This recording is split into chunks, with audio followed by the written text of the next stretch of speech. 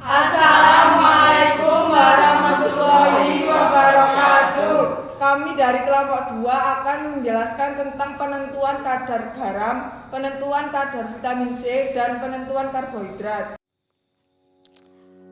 Kali ini saya akan memberi penjelasan dan bagaimana cara melakukan titrasi argentometri untuk penentuan kadar garam dengan menggunakan sampel telur asin. Berikut jurnal yang kami pakai sebagai acuan untuk melakukan praktikum. Alat yang perlu disiapkan adalah buret, Erlenmeyer, gelas ukur, lampu ukur, mortal, pipet ukur, pipet tetes. Bahan yang diperlukan yaitu aquades, kalium kromat, AgNO3 0,1N, dan telur asin. Prosedur yang pertama yaitu timbang sampel putih telur asin 5 gram, kemudian dihaluskan. Lalu beri aquades yang telah dipanaskan sebanyak 10 ml. Lalu homogenkan putih telur asin yang sudah dihaluskan dengan aquades. Larutan aquades dan putih telur asin tersebut dingin, masukkan pada tabung sentrifuge dan lakukan sentrifuge selama 10 menit.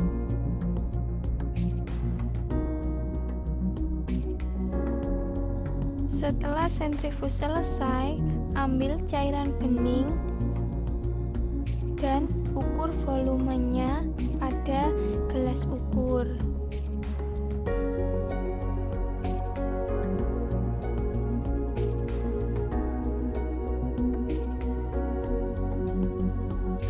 Selanjutnya, lakukan pengenceran. Letakkan 4 ml sampel pada lampu ukur 100 ml, lalu tambahkan aquades hingga tanda batas. Setelah homogen, ambil 10 ml hasil pengenceran dan masukkan pada Erlenmeyer.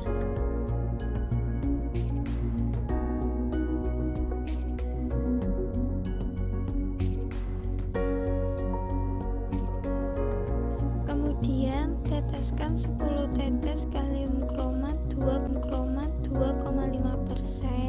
ke dalam Erlenmeyer. Lalu titrasi dengan AgNO3 0,1N sampai terjadi perubahan warna merah bata.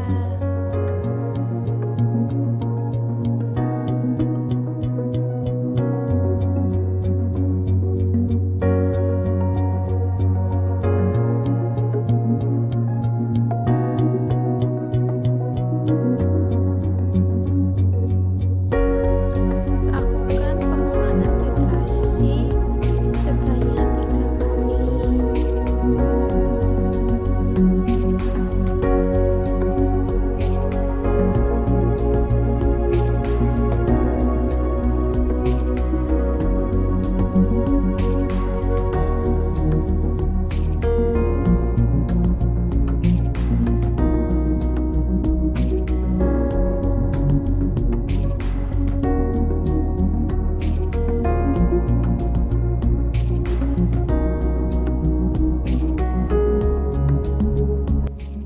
Dari hasil perhitungan kadar garam pada telur asin didapatkan hasil sebesar 0,85 gram per mili. Penentuan kadar vitamin C.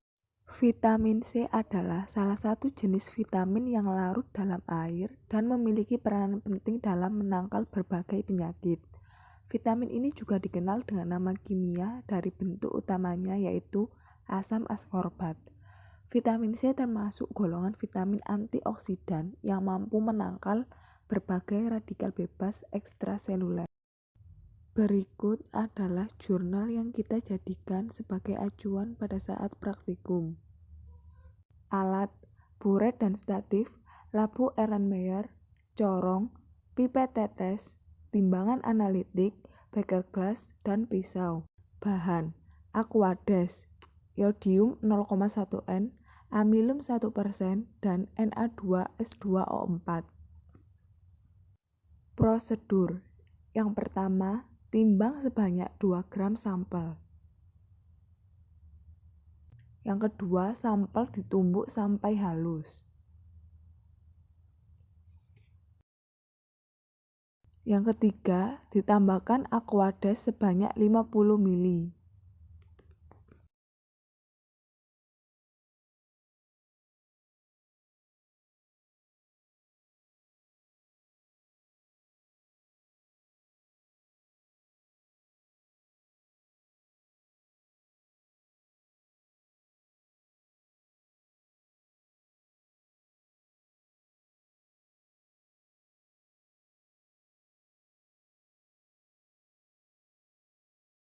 Yang keempat, masukkan sampel ke dalam tabung reaksi.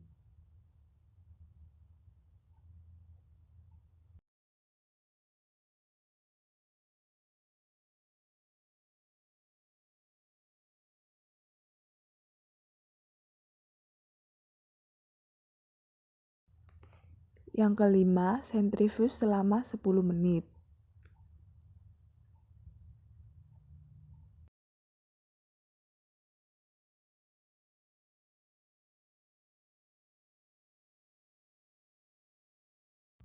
Yang keenam, ambil 35 ml sampel, kemudian masukkan ke dalam labu ukur 100 ml.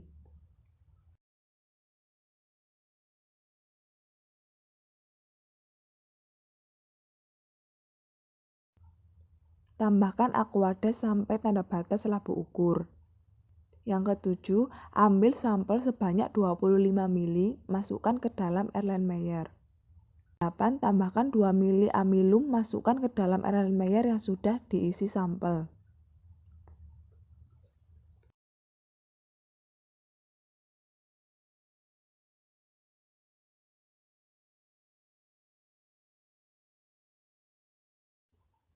Yang kesembilan, titrasi dengan menggunakan larutan iodium sampai terjadi perubahan warna biru.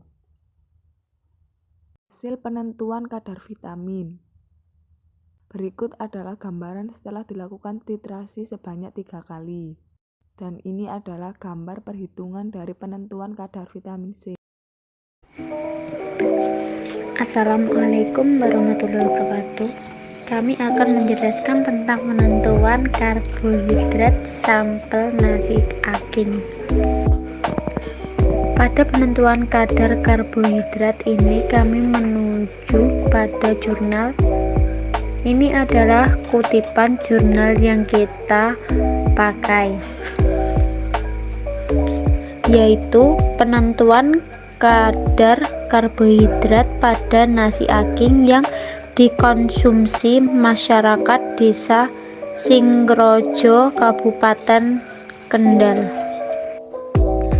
Alat: 1 buret, 2 pipet tetes, 3 statif, 4 Erlenmeyer 100 ml, 5 timbangan analitik, 6 labu ukur 100 ml, 7 batang pengaduk, 8 mortal, 9 corong, 10 sentrifuge. Bahan: 1 sampel nasi aking, 2 Aquades, 3 Lufscool, 4 Ki 20%, 5 Na tiosulfat 0,1 N, 6 amilum 1%, 7 H2SO4 4. Ditimbang 5 gram sampel.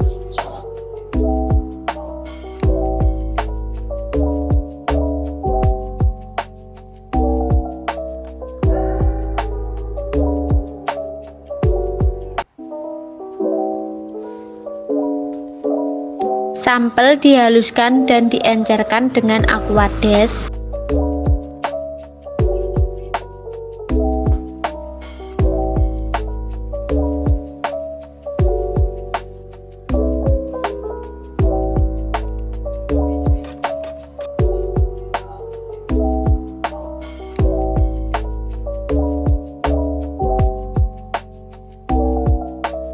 pipet sampel yang sudah dihaluskan dan masukkan ke dalam tabung reaksi pendek.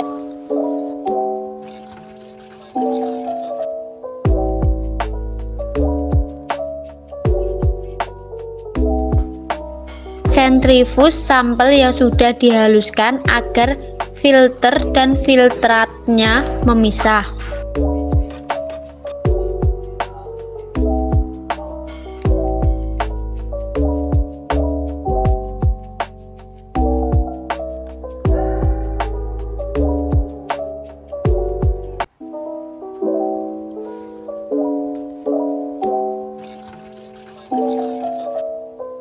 Diambil 1 mili sampel yang sudah diencerkan, dimasukkan ke dalam labu ukur 100 mili.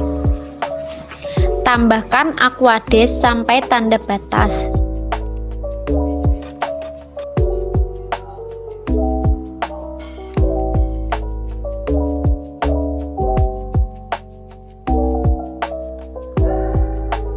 Dipipet 5 mili larutan sampel, kemudian dimasukkan ke dalam Erlenmeyer.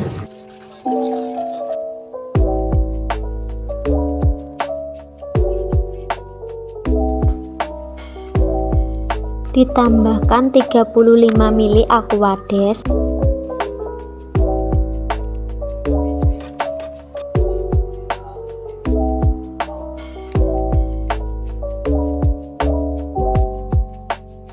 Ditambahkan 10 mili reagen Lufskull.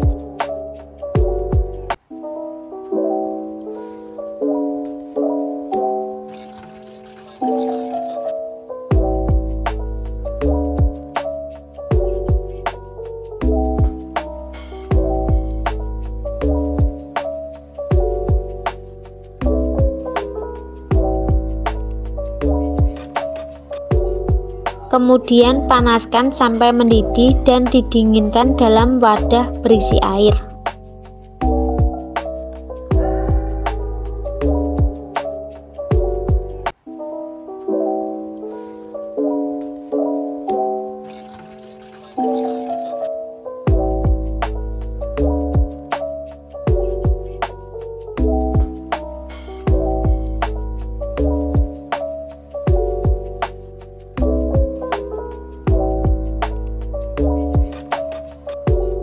Ditambahkan 10 mili Ki 20% dan 17 mili H2SO4 4N.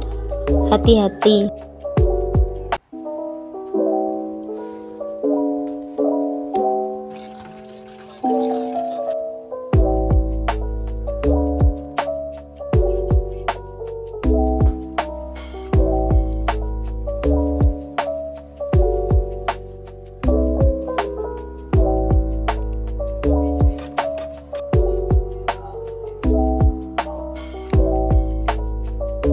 Ditambahkan 2 mili amilum. Amati perubahan warna yang terjadi, biru tua.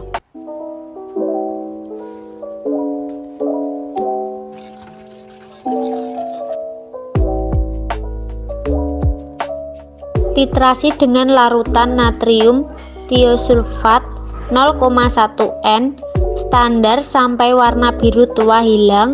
Kemudian catat volume titrasi. Hasilnya, menghilangnya warna biru tua setelah dititrasi dengan natrium tiosulfat 0,1 N dan didapatkan hasil kadar garam sebesar 8,64% pada sampel yang telah diuji. Cukup sekian dokumentasi laporan kelompok kami. Mohon maaf apabila ada kurang lebihnya. Kami ucapkan terima kasih. Wassalamualaikum warahmatullahi wabarakatuh.